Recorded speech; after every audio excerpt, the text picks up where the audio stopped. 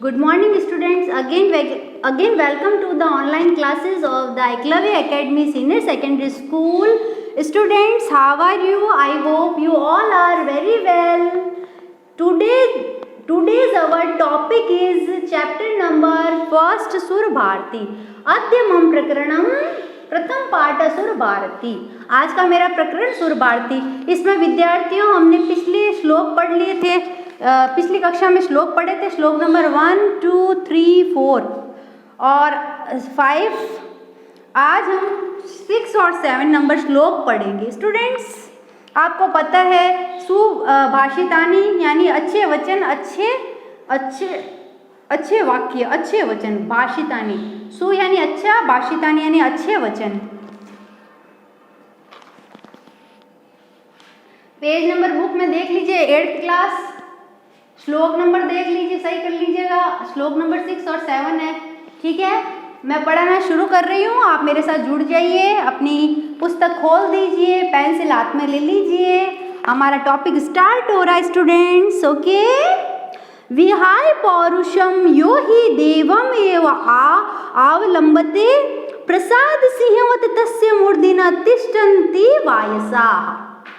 अब देखिए, इसमें आपको एक बात मैं बताना चाहती हूँ कि पहले तो हम शब्दों के अर्थ देखेंगे और श्लोक जो होते हैं बच्चों, वो हमारे जीवन से कहीं ना कहीं जुड़े हुए होते हैं। उनकी शिक्षाएं हमें जीवन में आगे बढ़ाती है, प्रेरित करती है हमें। तो इसीलिए बच्चों, कोई भी श्लोक आप जब मैं पढ़ाती हूँ तो उसको वापस तुरंत पढ़िएगा, क्योंकि एक बार आपने उसको ठीक से पढ़ लिया तो आप एग्जाम से पहले उसको खोल के देखेंगे ना, तो भी आपको याद आ जाएगा कि हाँ, मैंने ये याद किया था, ये पढ़ा था।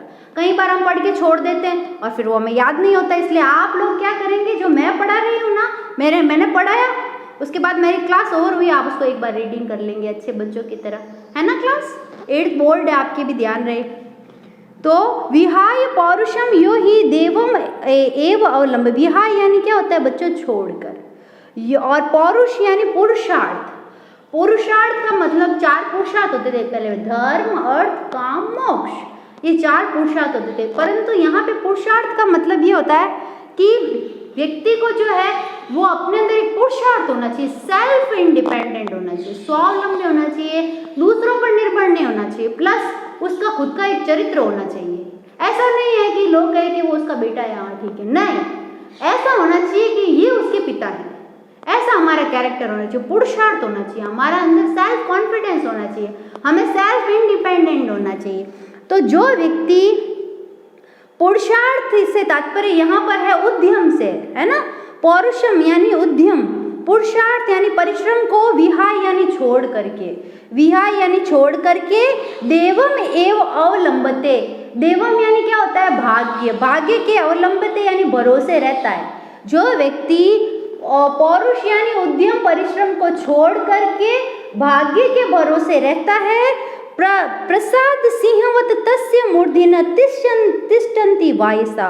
प्रसाद यानी क्या होता है बच्चों, महल। क्या होता है, महल। सिंहवत यानी शेर, तस्य मूर्धना यानी क्या होता है, सिर पर, मूर्धन यानी सिर पर, तिष्ठन्ति यानी क्या होता है, बैठते हैं, वायसा यानी कोए, कोए होते हैं ना पक्षी, कोए पक्षी, वो कि जिस प्रकार से आपको पता है महल जो होता है ना, महल के आगे आपके पास गेट होते हैं, गेट के आगे आपको पता है शेर की मूर्तियां लगी होती है, या फिर शेर जो एक जो है वो होता है पुतला, शेर का, मरे हुए शेर का पुतला होता है, ऐसे यूँ बैठा होता है वो। और थोड़ी देर बाद हम देखते हैं कि कोई पक्षी आया, उड़ता हुआ उसके पुतले के ऊपर बैठ गया, तो वो काहे का शेर है, वो तो नकली शेर हुआ। क्या वो असली शेर है? असली शेर है, मजाल है जो आकर उसके ऊपर बैठ जाए, पास में भी नहीं आएगा।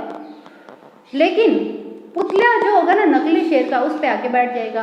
तो जिस प्रकार महल के शिखर पर, महल होता है, उसके शिखर पर सिंह की मूर्तियां या पुतले रखे हुए होते हैं नकली, उनके ऊपर कोए आकर बैठ जाते हैं, बैठते हैं नहीं। उसी प्रकार से जो है, अगर मनुष्य के अंदर पुरुषार्थ नहीं है तो वह व्यक्ति किसी काम का नहीं है। यानी जो व्यक्ति भाग्य के भरोसे बैठा है, चुपचाप निष्क्रिय होकर, देवम, देवम यानी क्या होता है, भाग्य, अवलंबयते यानी आश्रित होना। जो व्यक्ति भाग्य के ऊपर आश्रित है, ठीक है, और कर्म ही नहीं कर रहा है, वह व्यक्ति उसके प्रभाव से कोई प्रभावित नहीं होता, कोई उससे भयभीत नहीं होता, कोई उससे खुश नहीं होता। तो जिस प्रकार राजमहल के द्वार पर स्थित सिंह की मूर्ति के सिर, वैसा ही उसकी स्थिति वैसी है जैसे कि महल के राजद्वार पर या राजमहल के द्वार पर स्थित सिंह की मूर्ति पर कोई आकर बैठते हैं। मूर्ति तो सिंह की है और ऊपर कोई आकर बैठ रहे हैं, यानी कि उससे कोई नहीं डर रहा है। तो हर व्यक्ति को डरने का मतलब यह है कि उसकी गंभीरता को लेकर सामने वाला सोचे कि हम किसी से बात कर रहे हैं, ऐसे। तो वापस सुन लो, इसमें अपने को यही याद करना है कि विहाय पौरुषम यो ही देव एव अवलंबते, जो व्यक्ति पुरुषार्थ को, पौरुषम यानी पुरुषार्थ को, विहाय यानी छोड़ करके, यो यानी जो व्यक्ति जो है पुरुषार्थ उद्यम को छोड़ करके, देवम एव अवलंबते, भाग्य के भरोसे ही आश्रित रहता है, अवलंब्यते यानी आश्रित रहता है, वह व्यक्ति प्रसाद सिंहवत तस्य मूर्धना, महल के शिखर पर मूर्धना यानी सिर पर जो है सिंहवत यानी शेर के समान जो है, जो ऐसा शेर जिस पर जो है वायसा यानी कोई आकर बैठते हैं, उसकी मूर्ति पर ऐसी उसकी स्थिति है। अब देखो यहाँ पे तिष्ठन्ति शब्द आया, सबसे पहले तो एक विहाय आया। विहाय का मतलब क्या होता है बच्चों? छोड़कर। अब देखो वी उपसर्ग इसमें, और यहाँ पे है ना बच्चों, ये जो विहाय में वी उपसर्ग है और इसमें लिया प्रत्यय, और तिष्ठन्ति शब्द आया एक, 8th क्लास, ध्यान दें, ये किताब में नहीं है, ग्रामर अभी जो करा रही हूँ वो बोर्ड पे है ना। कठिन शब्दार्थ आपको मिलेंगे, बीच की ग्रामर नहीं मिलेगी ना। तो इसमें स्था धातु है, स्था यानी ठहरना।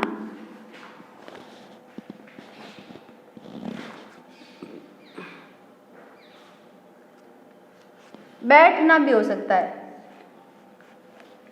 बैठते हैं।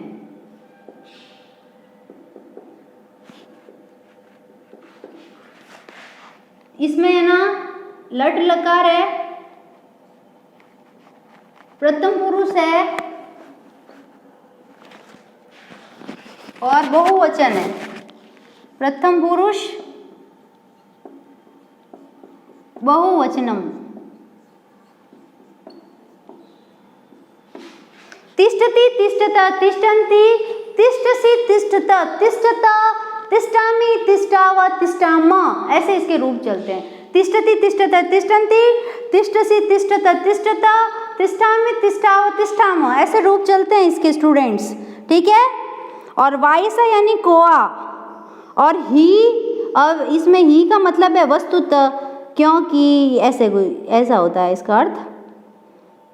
अब देखो नेक्स्ट, चिंतनीया ही विपदाम आदाव एव प्रतिक्रिया न कूप खननम युक्तम प्रदीप्ते वहीनना ग्रहे। चिंतनीया ही विपदाम, अब देखो चिंतनीय यानी सोच लेना चाहिए, चिंतन ही, विपदाम यानी आपदा, ठीक है, आदा यानी पूर्व ही, एव यानी ही, प्रतिक्रिया यानी उसका उपाय, न कूप खननम, न कुआ खोदना, न यानी नहीं, युक्तम उचित, प्रदीप्ते विहीन ग्रहे, आग लगने पर, ग्रह यानी घर, ठीक है, और प्रदीप्त यानी लगने पर, वहीनना यानी अग्नि, अग्नि के लगने पर कुआं खोदने से क्या लाभ? न कूप खननम, आपके घर में आग लगी, हाथों हाथ आप कैसे कुआं खोदेंगे, कैसे पानी आएगा? यानी कि चिंतनीया ही विपदाम आद्यावेव प्रतिक्रिया, यानी कि विपत्ति के पहले ही, चिंतनीय यानी सोचना चाहिए, क्या? प्रतिक्रिया यानी उसका उपाय, आद्या यानी पहले ही, विपत्ति के आने से पहले ही उसका उपाय सोच लेना चाहिए, ठीक है। कोई भी विपत्ति हो, हमको लग रहा है कि ये विपत्ति आ सकती है, तो हमें पहले ही उसका उपाय सोच लेना चाहिए, ठीक है स्टूडेंट्स। कोई भी विपत्ति हो सकती है तो हमें उसके लिए पहले ही उपाय सोच लेना चाहिए। उसी प्रकार जिस प्रकार की न कूप खननम युक्तम प्रदीप्ते वहीना अग्नि, उसी प्रकार जिस प्रकार ग्रहे यानी घर में, वहीनना यानी आग के, प्रदीप्ते यानी लग जाने पर जो है, कूप खननम यानी कुआं खोदना जो है, न युक्तम उचित नहीं है, आग लगने पर तुरंत कुआं खोदना उचित नहीं है। इसलिए कोई भी विपदा हो, आपदा हो आए, उससे पहले ही आपको उसका उपाय सोच लेना चाहिए। अब स्टूडेंट्स, आज हमने ये चैप्टर कर लिया, ओके। अब देखिए, इसके जहाँ तक प्रश्नोत्तर की बारी है, प्रश्नोत्तर में आपको पता है मैंने प्रश्न नंबर 4 आपको जो है वो होमवर्क में दिया था। प्रश्न नंबर 4 होमवर्क में दिया था। प्रश्न नंबर 1 जो था, रिक्त स्थानों की पूर्ति करिए, ये 1 नहीं 2। पहला नंबर तो था सस्वर वाचन कीजिए पद्यों का, दूसरा था श्लोकों की रिक्त स्थानों की पूर्ति कीजिए। ये आपको होमवर्क मिल गया है स्टूडेंट्स। अब देखिए, इसके बाद में क्वेश्चन नंबर 4 जो था वो भी मैंने आपको होमवर्क में दे दिया है, ठीक है। अब क्वेश्चन नंबर 5 है ना स्टूडेंट्स, 5 नंबर, इसमें है ना 5 नंबर मैं आपको समझा देती हूँ, 5 नंबर इम्पॉर्टेंट है। उसके बाद में बाकी के क्वेश्चन नंबर 3, 6 और 7, पेज नंबर 137 है तो 138 पे चल रही हूँ मैं, ध्यान दें, है ना। इसमें ये जो क्वेश्चन आंसर है ना, ये आपको करने हैं, अपना चैप्टर पूरा करना अपने को, है ना। तो इसके लिए आपको होमवर्क के लिए PDF भेज दूंगी मैं लिखित में, वो आप अपने कॉपी में नोट कर लेना। लेकिन फिलहाल जो है प्रश्न नंबर 5 जो है ना, इसमें कर्ता पद और क्रियापद है, प्रश्न नंबर 5, ओके। प्रश्न नंबर 5 मैं आपको समझा रही हूँ, अब भी समझा रही हूँ। प्रश्न नंबर 5 क्या है बच्चों? अधोलिखित वाक्यांशों में कृतपद, कृतपदम और एक है क्रियापदम, इनको अलग करना है, ठीक है। कृतपद और क्रियापद, इन दो को छांटना है। देखो बच्चों, कृतपद तो होता है कर्ता और क्रिया जो होती है वो होती है धातु। क्रिया जैसे हंसना क्रिया, बोल रही हूँ क्रिया, लिखना क्रिया, गाना क्रिया, चलना क्रिया, देखना भी एक तरह से क्रिया, सुनना क्रिया, ये सारी क्या होती है क्रिया। गच्छति और वदति और जो है शृणोति और गायति, ये क्या है क्रिया है, सारी क्या है क्रियाएं हैं। समझ में आया? अब आपको मैं कहूँगी क्रिया क्या है, समझ जाओगे। क्रिया यानी बोलना, हंसना, लिखना, पढ़ना, गाना, ये सब क्रिया है। सुनना, और कर्ता जो है ना वो खुद व्यक्ति जो खुद होता है। जैसे कि इस अभी जो है कर्ता कौन है, मैं हूँ। अपने घर पे कर्ता कौन है, आप हैं। आप पढ़ रहे हैं ना, तो जैसे मोहन पढ़ रहा है, कर्ता कौन है, मोहन। शिक्षक पढ़ा रहा है, कर्ता कौन है, शिक्षक, ठीक है। तो ध्यान रहे, तो कर्ता का मतलब समझ गए। गीता गीत गाती है, कर्ता कौन है, गीता। गाती है क्या हुआ, क्रिया। किसको गाती है, गीत को। तो गीत क्या हुआ, कर्म। कर्ता ने कर्म को, गीत को गाती है, तो गीत क्या हुआ, कर्ता ने कर्म को यानी गीत को। समझ में आ रही है बात? इस प्रकार से तो अब आपको कर्ता और क्रिया समझ में आया। मैंने बोला कृतपद यानी कर्ता और क्रिया यानी क्रिया, ओके। अब अपन देखो फर्स्ट क्वेश्चन नंबर 5 में फर्स्ट लाइन है, संतः मधुर सुक्ति रस सृजन्ति। ये है लाइन, पेज नंबर 138। आप लोग देख लीजिए, पेज नंबर निकालिए, ये पेज नंबर, फिर मत कहना कि मैडम आपने बताया नहीं था। 138 पेज नंबर, प्रश्न नंबर 5, संत मधुर सुक्त रस सृजन्ति। अब इसमें संत मधुर सुक्तियों के रसों का जो है सृजन यानी निर्माण करते हैं। तो इसमें कौन कर रहा है, कर्ता कौन हुआ, संति तो वे, संति तो जो है वह मधुर सुक्तियों का निर्माण कर रहे हैं। तो कर्ता कौन हुए, संत। और क्रिया कौन से हुए, सृजन्ति यानी निर्माण करना क्रिया हुई ना, किसी चीज का निर्माण करना क्रिया हुई। तो सृजन्ति तो क्या हुआ बच्चों, क्रिया। सृजन्ति क्या हुआ, क्रिया। और कर्ता कौन हुए, संत लोग हो गए ना कर्ता। कौन हुए बच्चों, संत। दूसरा प्रश्न, निर्गुणः प्राप्यः भवन्ति दोषा। निर्गुणों जो है, निर्गुण यानी दुष्ट व्यक्ति को वो गुण प्राप्त होते ही वो क्या बन जाते हैं, दोषा भवन्ति, दोष बन जाते हैं। तो भवन्ति क्या हुआ, क्रिया, है ना। भू धातु रूप को भी क्रिया कहते हैं। तो भवती भवत भवन्ति, तो भवन्ति तो क्या हुआ, क्रिया यानी बन जाते हैं। भवन्ति क्या हुआ, क्रिया। और इसमें कर्ता कौन हुआ भाई, दोष। दोष कर्ता होंगे, क्योंकि दोष ही तो वो जो है, दोष जो है इसमें कर्ता है। निर्गुणम प्राप्य भवन्ति दोषा, इसमें कर्ता जो है ना मेन जो है दोष ही तो है, जो कि क्या हो गए, गुण जो है वो दोष में बदल गए। किसके पास गए, दुष्ट व्यक्ति के पास। तो इसमें दोषा कर्ता है, याद कर लेना। गुणगेषु गुणा भवन्ति, इसमें कर्ता कौन हुआ? गुणा। इसमें कृतपद तो इन्होंने लिखा है गुणा को, और भवन्ति को क्या लिखा है? क्रिया। नेक्स्ट जो है मधुमक्षिका माधुर्य जनियत, मधुमक्खियां माधुर्यम यानी मधुरता को उत्पन्न करती है। मधुरता यानी क्या होता है? शहद। तो मधुमक्षिका क्या हुई? मधुमक्खियां ही तो शहद उत्पन्न करी, तो कर्ता कौन हुआ? मधुमक्खियां। मधुमक्खियां नहीं होगी तो शहद कहाँ से आएगा? तो मधुमक्षिका माधुर्य जनियत, तो जनियत यानी निर्माण करना, तो जनियत तो क्या हो गई? क्रिया। और कर्ता कौन हुई? मधुमक्खियां, तो मधुमक्षिका। तो मधुमक्षिका तो मैंने लिखूंगी मधुमक्षिका, तो मैं लिखूंगी क्या?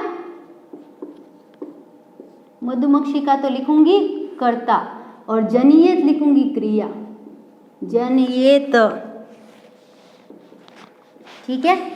अब नेक्स्ट जो है पिशुनस्य मैत्री यश नाश्यति। पिशुनस्य यानी चुगलखोर की जो है वह चुगलखोर मित्र का यश नष्ट हो जाता है। जो चुगलखोर होता है ना, ऐसे मित्र की मित्रता नष्ट हो जाती है। तो पिशुनस्य मैत्री ये तो हो गया कर्ता, चुगलखोर की मित्रता। पिशुनस्य मैत्री यानी चुगलखोर की क्या हो गई? मित्रता, ये तो हो गई कर्ता। और नाश्यति क्या हो गई? क्रिया। नाश्यति क्या हो गई स्टूडेंट्स? अब बस थोड़ा सा और समझना, फिर आपकी क्लास ओवर हो जाएगी। और देखो अब नेक्स्ट जो है नद्य समुद्रम आद्यम अपेय भवन्ति। नदियाँ समुद्र में मिलकर अपेय भवन्ति, न पीने योग्य हो जाती है। नदियों का जल तो होता है मीठा, परंतु जैसे ही वो समुद्र में मिलेगी, नदियों का जल क्या हो जाएगा? खारा। समुद्र के साथ समुद्र खारा है तो वो भी खारी होगी, तो अपेय हो गई। अपेय यानी नहीं पीने योग्य। अब देखो नद्य तो हो गया यहाँ पे कृतपद, नदियाँ, और भवन्ति क्या हो गई? क्रिया। ठीक है स्टूडेंट्स, तो ये आज का आपका क्लास वर्क भी हो गया। और होमवर्क में जो है आपको मैंने प्रश्न नंबर पहला दूसरा दे दिया, तीसरा नहीं दिया। ठीक है, तो SW में आज मैं आपको सिर्फ तीसरा प्रश्न दूंगी, और मैं आपको PDF करके भेज दूंगी, तब आप अपनी कॉपी में इसको नोट कर लेंगे। गृह कार्य में आपका क्या लिख रहा है? प्रश्न नंबर 3, प्रश्न नंबर 3। ठीक है, इसे कीजिए। प्रश्न नंबर 3 का, ठीक है, प्रश्न नंबर 3 इसको करना है आपको। ठीक है स्टूडेंट्स, आज की क्लास को यहीं पे विराम देते हैं। बहुत बहुत धन्यवाद।